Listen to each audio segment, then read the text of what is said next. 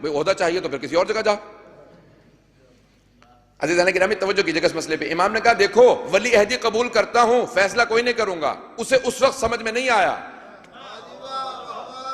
اس نے کہا مجھے آپ کی شرط قبول ہے، آپ ولی عہد بن جائیں۔ امام نے کہا تو جو ٹائٹل دینا چاہے دے دے، جو لقب لگانا چاہتا ہے میرے نام کے ساتھ لگا دے، میری اپنی شرط ہے۔ عزیزان گرامی بات کو صاف آگے جا کے حل کرتا ہوں، لیکن ایک جملے کو پیش کر دوں۔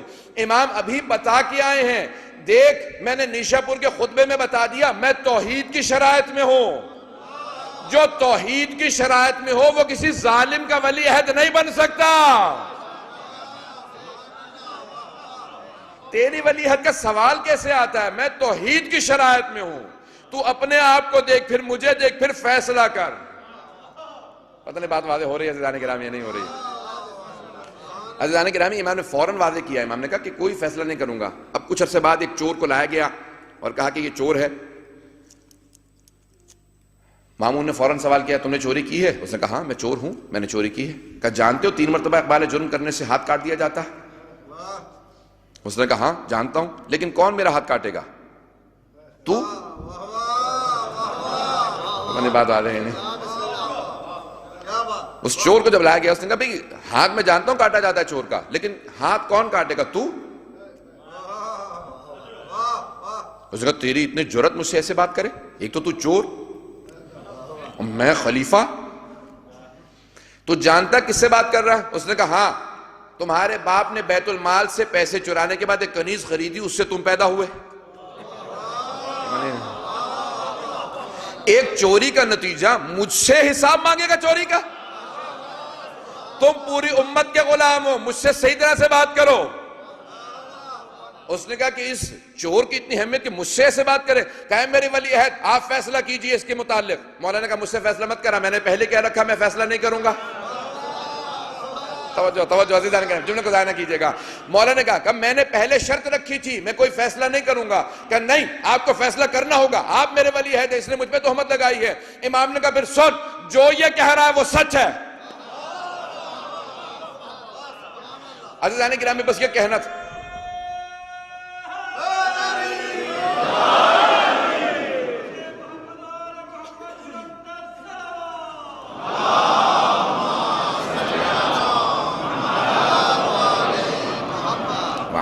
عزیزان گرامی غور فرمایا آپ نے؟ بس امام کا فیصلہ دینا تھا، فوراً یہ اپنے تخت سے اترا اور چلا گیا، کہا کہ نہیں آج جتنی توہین ہوئی نہیں ہوئی میری۔ پھر اس کے بعد بہرحال ایک زہر کا سلسلہ شروع ہوا۔ مولا نے واضح کر دیا، کہا کہ دیکھو ولی عہدی ہمارے لیے نہیں ہے، ہمارا منصب کچھ اور ہے، ہم دنیاوی منصبوں کے لالچ نہیں رکھتے ہیں، یہ حکومت ہمارے پاؤں کی خاک ہے۔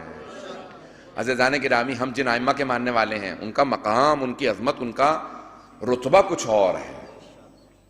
عزیزان گرامی اب مأمون کی پوری کوشش ہونے لگی کسی طریقے سے امام کو نیچا دکھائے، لیکن میں نے دن میں بھی عرض کیا تھا امام حسن مجتبیٰ سے متعلق کہ جس کو اللہ نے عزت دے کے بھیجا ہو اس کو کوئی نیچا نہیں دکھا سکتا ہے۔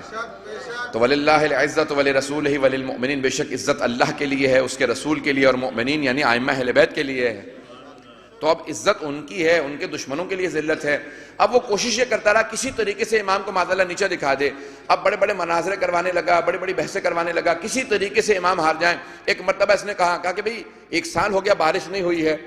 اس نے جو ماہرین موسمیات تھے اس زمانے میں، جو ویدر کے ایکسپرٹ تھے، ان کو بلایا، ان ماہرین سے سوال کیا کہ اس سال بارش ہوگی؟ کہ نہیں اس سال بھی بارش کے کوئی آثار نہیں۔ عزیزان گرامی آج تو مشینوں کے ذریعے بناتے ہیں، اس زمانے میں واقعاً وہ ماہر ہوتے تھے، وہ واقعاً ماہر ہوتے تھے، ہوا کو دیکھ کے آب و ہوا سے بتا دیتے تھے بارش ہوگی یا نہیں ہوگی۔ اب ان ماہرین نے کہا کہ اس سال بھی کوئی بارش کے آثار نہیں ہے، یہ بھی سوکھے کا سال جائے گا۔ کہا پھر غور سے دیکھ لو، حساب کتاب لگا لو، سب سے الگ الگ پوچھا، سب سے الگ الگ حساب کتاب کروایا، کہ ہم سب بتا رہے ہیں اس سال بارش نہیں ہوگی، بارش کے کوئی آثار نہیں ہیں۔ فوراً اپنے وزیر کو بلایا کہ بہترین موقع ہے،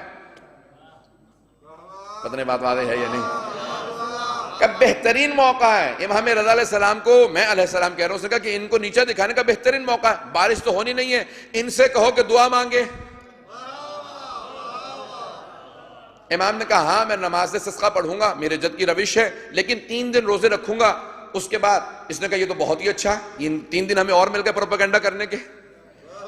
کہ جہاں تک ہو سکے اعلان کروا دو کہ ہمارا ولی عہد دعا مانگنے والا، دور و نزدیک کی ساری بستیوں میں، سارے شہروں میں اعلان ہو گیا کہ 3 دن بعد امام رضا روزہ رکھ کے نماز استسقاء پڑھنے والے ہیں، بارش کے لیے دعا مانگنے والے ہیں۔ دور دور سے لوگ آنے لگے، کچھ چاہنے والے تھے، کچھ تماشبین تھے، کچھ اپنے تھے، کچھ بیگانے تھے، کچھ چاہتے ہوئے آ رہے تھے، کچھ نہ چاہتے ہوئے آ رہے تھے، کچھ مانتے ہوئے آ رہے تھے، کچھ نہ مانتے ہوئے آ رہے تھے۔ جب سب جمع ہونے لگے، امام نے کہا مسجد میں نہیں ہوگی، میں صحرا میں پڑھوں گا۔ کہ جتنے بھی لوگ ہیں سب میں اعلان کر دو، مسورات کے ساتھ آئیں، بچوں کے ساتھ آئیں، بوڑھوں کے ساتھ آئیں، سب کو بلا لو۔ عزیزان گرامی، امام نے اپنے امامے کا بند کھولا، اپنی ابا کو الٹا کیا، چلنے لگے، اپنے نالین کو اتار دیا، امام نے زمین پہ قدم رکھا، زمین قدم کے بوسے دینے لگے۔ امام نے تکبیر کی آواز کو بلند کیا، کہا اللہ اکبر، آسمان سے لبیک کی آوازیں آنے لگی۔ جو چہرے کو دیکھتا تھا رونے لگتا تھا، آواز دے کے کہتا تھا ہم گواہی دیتے ہیں اگر کوئی حجت خدا ہے تو علی بن موسیٰ رضا۔ عزیزان گرامی، امام کی ہیبت و جلالیت تھی، چلنے کا انداز بتا رہا تھا یہ امام وقت ہے۔ بس ایک شیر کا چلنا تھا، امام قداور تھے، بہت خوبصورت تھے۔ اللہ محمد وعجل فرج۔ بس امام علیہ السلام نے چلنا شروع کیا، ہر طرف سے لوگ جمع ہونے لگے، اب سب کے سب چلنے لگے۔ امام نے کہا میرے ساتھ چلو، ہم مرو سے باہر نکلیں گے۔ ایک مرتبہ ایک صحرا میں امام بیٹھ گئے، امام نے ایک مرتبہ خطبہ دیا، اس کے بعد کہا میرے ساتھ سب نماز پڑھو۔ نماز پڑھائی، نماز استسقاء تمام ہوئی، امام نے ہاتھوں کو بلند کیا، کہا پروردگارا میری مظلومیت کا واسطہ بارش برسا دے۔ بس یہ آواز دینی تھی، چاروں طرف سے بادل جمع ہونے لگے، مجمع اٹھ کے بھاگنے لگا۔ امام نے کہا رک جاؤ، ابھی مت جانا، یہ بادل تمہارے لیے نہیں ہے، یہ ساتھ والی بستی کے لیے ہے۔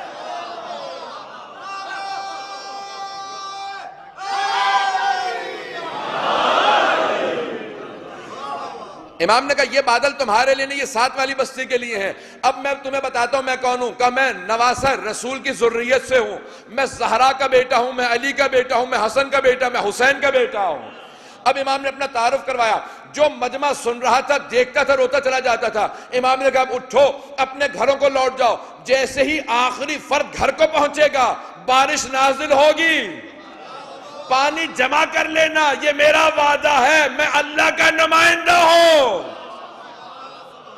ایک مرتبہ بادل جمع ہونے لگے، جب گرج برس شروع ہوئی، بارش ہوئی، مامون نے کہا ذرا ماہرین موسمیات کو بلاؤ۔ جب سارے جمع ہو گئے، کہا تم نے تو کہا تھا بارش نہیں ہوگی، کہا ہم خدا کی قسم کھا کے کہتے ہیں بارش نے نہیں ہونا تھا، یہ اس کی دعاؤں کی وجہ سے ہوئی ہے۔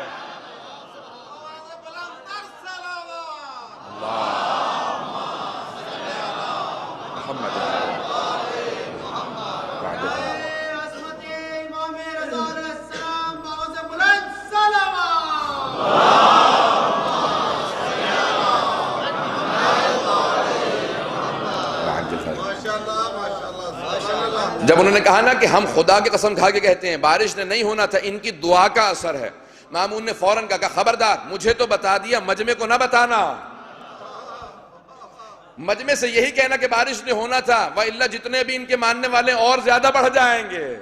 عزیزان گرامی، آپ نے غور فرمایا، بس اب بارش ہوئی، وہ جو امام کے نہیں ماننے والے تھے وہ بھی ماننے والے بن گئے۔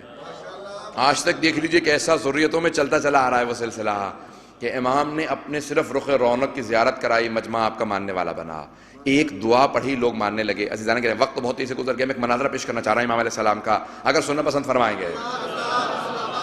اب مامون نے سب جب کوششیں کر لیں، ہر طرح کی بحثیں کی، مباحثے کیے، امام سے خود بحثیں کرتا تھا، جب اس نے دیکھا کہ نہیں یہ جتنا کوشش کرتا ہوں ان کو معاذ اللہ گرانے کی، اتنا ہی زیادہ ان کا مقام ان کے ماننے والوں کی نگاہوں میں بلند ہو جاتا ہے، یعنی ان کے خالق کو ضد ہے کہ حق چھپنے نہ پائے، سچائی مٹنے نہ پائے، امام رضا جھکنے نہ پائے، کہ جتنا میں کوشش کرتا ہوں اتنا زیادہ ان کا مقام بلند تر ہوتا چلا جاتا ہے۔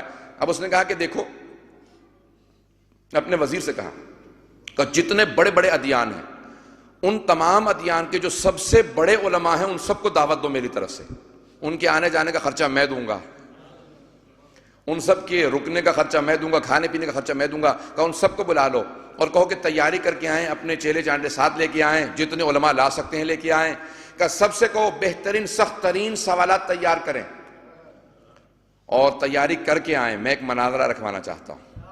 اور پھر ایک مرتبہ آپ نے وزیر سے کہا کانوں کان خبر نہ ہونے دینا انہیں، کانوں کان خبر نہ ہونے دینا. علی بن موسیٰ رضا کو، ہمارے ولی عہد کو کانوں کان خبر نہ ہو. عزیزان گرامی، ہم ایسے کو امام ہی نہیں مانتے جسے معلوم نہ ہو کہ سازشیں کیا ہو رہی ہیں. ہم ایسے کو امام مانتے ہیں جو پہاڑ کے پیچھے دیکھ کے بتا دے جو لشکر آ رہا ہے ان میں سے کتنے میرے ہاتھوں مارے جائیں گے، کتنے بھاگ جائیں گے.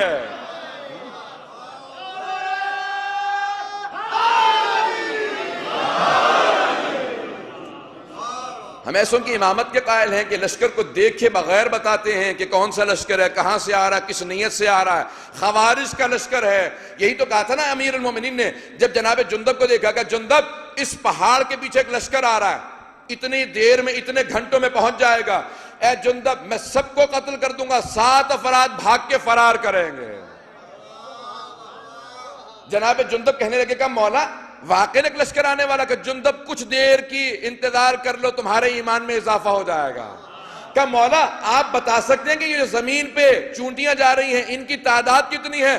مولا نے فوراً فرمایا کہا اے جندب میں صرف اتنا ہی نہیں جانتا کہ چونٹیوں کی تعداد کیا ہے، میں یہ بھی جانتا ہوں ان میں نر کتنے ہیں، مادہ کتنی ہے.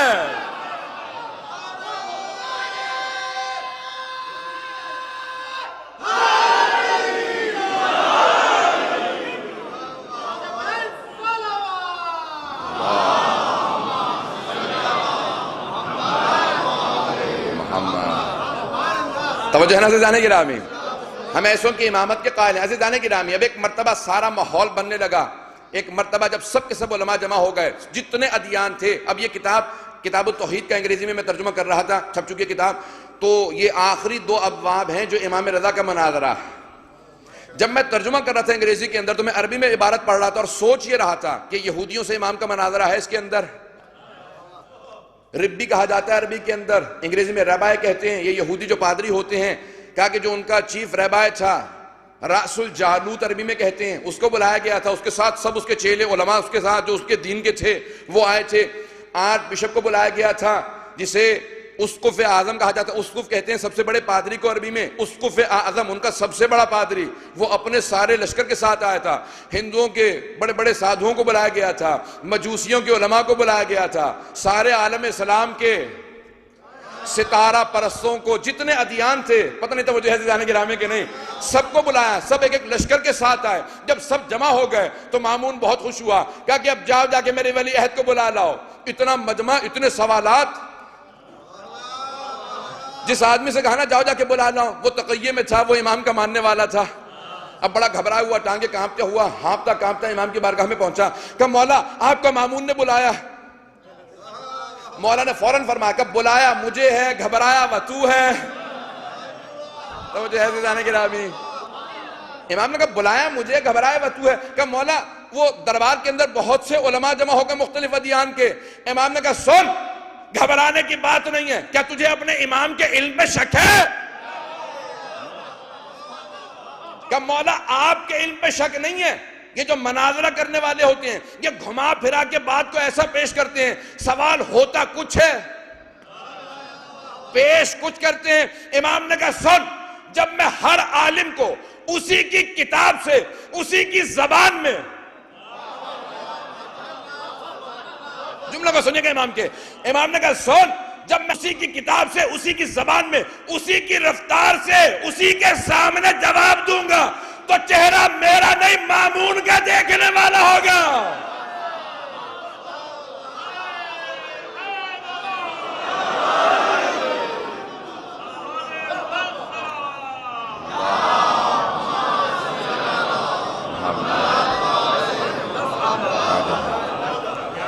عزیزان گرامی، امام نے کہا کہ میں ہر عالم کو اسی کی زبان میں جواب دوں گا، اسی کتاب میں. عزیزان گرامی، ہم ایسے امام کے ماننے والے ہیں. جب امام کے پاس آنے لوگ سوال کرنے لگے تو بعض جو ضعیف العقیدہ قسم کے لوگ تھے کہا مولا ان کی زبان آپ نے کب سیکھی؟ یہ تو روم سے آیا، آپ روم گئے ہی نہیں. امام نے ایک کنکر کو اٹھایا، اپنا لعاب دہن لگایا کہ اپنی زبان پہ رکھ. اس نے زبان پہ رکھا، بڑی تیزی سے گنتی گننے لگا، 1 2 3 سے 70 تک چلا گیا. کچھ نے پوچھا گنتی کیوں گن رہا ہے؟ کہ ان کے لعاب دہن کا اثر یہ ہے میں نے اپنی زبان پہ رکھا، 70 زبانیں مجھے ازبر ہو گئے.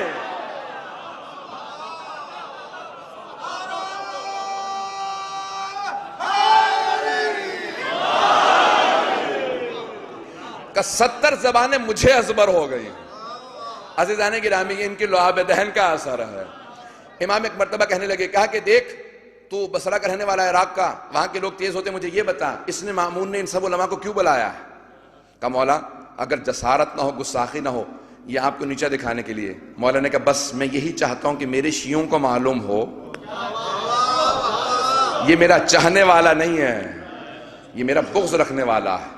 امام نے کہا سب پہ واضح کرتا رہے. امام نے ایک مرتبہ، عزیزان گرامی اپنے الفاظ میں پیش کروں گا، اس کو سادہ کر کے آپ کے سامنے پیش کروں گا.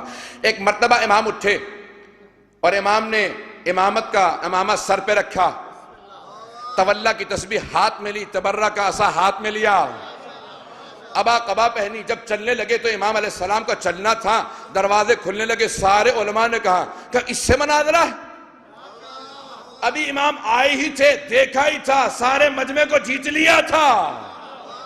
امام کا منبر لگا. مامون نے فوراً کہا کہ فرزند رسول یہ لوگ آئے ہیں آپ سے سوالات کرنا چاہتے ہیں، ان کے کچھ سوالات ہیں. یہ نہیں کہا میں نے دعوت دے کے بلایا ہے، میں چاہتا ہوں کہ مناظرہ ہو. کہ ان لوگوں کے کچھ سوالات ہیں، دور سے آئے ہیں، سوالات کرنا چاہتے ہیں، اجازت ہے آپ کی؟ امام مسکرانے لگے. کہ چاہے مناظرے کے لیے آئے ہوں چاہے سوال کے لیے آئے ہوں، سب کو اجازت ہے، جو پوچھنا چاہو پوچھ لو.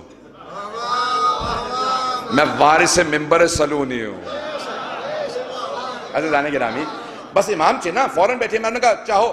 اب مجمع نے کہا کہ پہلے آپ سوال کریں گے یا پہلے ہم سوال کریں؟ امام نے کہا چاہو تو تم سوال کر لو، چاہو تو میں سوال کر لوں. کہ اتنا یقین ہے آپ کو اپنے علم پہ؟ امام نے کہا ہاں، جو چاہو تم پوچھ لو، اور اگر کہو تو میں سوال کرتا ہوں. کہ ہم تو بہت زیادہ ہیں، آپ جس سے جو چاہیں سوال کر لیں. امام نے کہا ٹھیک ہے، میرا پہلا سوال عیسائیوں سے ہے. کیوں عیسائیوں سے؟ کیونکہ ان کے ہاں توحید کا مسئلہ ہے. وہ حضرت عیسیٰ کو ابن اللہ مانتے ہیں، اللہ کا بیٹا مانتے ہیں، بندہ نہیں مانتے. عزیزان گرامی توجہ کیجئے گا، امام نے اصول دین کی ترتیب امام رضا نے سمجھائی. امام نے کہا میرا پہلا سوال عیسائیوں سے. اب سارے عیسائی کھڑے تھے، رسول اسقف کھڑا تھا، امام کو دیکھ رہا تھا. امام نے کہا میں حضرت عیسیٰ کو مانتا ہوں، وہ اللہ کے نبی تھے، بندے تھے، اللہ نے کتاب دے کے بھیجا تھا، شریعت دے کے بھیجا تھا. جناب عیسیٰ اللہ کے برگزیدہ انبیاء میں سے تھے، لیکن جناب عیسیٰ کے اندر ایک کمی تھی، نماز روزے کے چور تھے. جیسے آپ گھبرائے بیٹھے ہیں نا. وہ سارا مجمع امام پہ حیرت کرنے لگا کہ یہ امام نے کیا کہہ دیا، جناب عیسیٰ سے متعلق اتنی بڑی بات کہہ دی. اب امام جانتے تھے کہ مناظرے کے اصول ہیں، جب تک کہ اپنے مد مقابل سے اپنی بات نہ کہلواؤ. نہیں واضح کر سکا کہ جب تک مد مقابل سے اپنی بات نہ کہلوا لو تب تک مناظرہ جیتتا نہیں ہے انسان. بس یہ جملہ کہنا تھا. جناب عیسیٰ، امام نے کہا جناب عیسیٰ نماز روزے کے چور تھے. وہ جو راسل جالوت تھا، ایک مرتبہ اس کو آگ لگ گئی. اس نے کہا کس نے کہا کہ آپ مسلمانوں کے عالم ہیں؟ یہ تو سب نے لکھا ہے.